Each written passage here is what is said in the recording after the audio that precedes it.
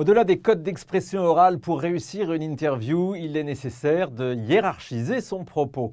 Là encore, les journalistes observent une règle très simple, le plus important d'abord.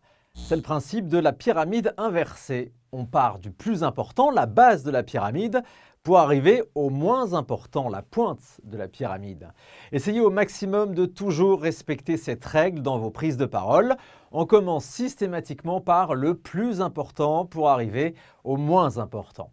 On retrouve d'ailleurs cette hiérarchie dans un journal télévisé ou même un journal de presse écrite, c'est-à-dire qu'on commence par les informations jugées les plus importantes, à savoir l'information nationale, la politique, l'économie, la société, ensuite l'information plus lointaine, ce qu'il se passe à l'étranger, puis ensuite le sport et enfin, généralement la culture pour finir, du plus important au moins important.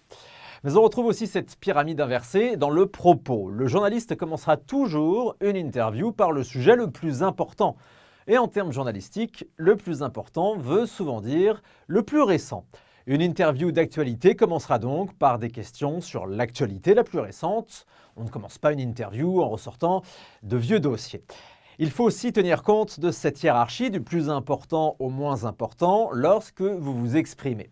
Pour la bonne et simple raison que plus c'est long, plus l'attention décroche. Si vous délivrez votre message dès le départ, il a plus de chances d'être retenu que si votre message est délivré en fin de propos. Il faut donc directement entrer dans le vif du sujet. Le langage journalistique impose de se passer de propos liminaires ou d'introduction, aller directement à l'essentiel. De la même manière, ayez conscience qu'une histoire ne se raconte pas nécessairement de manière chronologique. On a, c'est vrai, l'habitude d'avoir des histoires construites avec un début, un milieu, une fin. Le journaliste aura tendance à privilégier la fin de l'histoire en premier. Cela peut paraître bizarre, mais c'est tout à fait possible. Rappelez-vous par exemple du film Titanic de James Cameron, que tout le monde a vu. Le film commence bien par des images du bateau au fond de la mer, l'information la plus importante de l'histoire, ce qui n'empêche pas d'avoir par la suite 3 heures de film pour raconter l'histoire dont tout le monde connaît déjà la fin.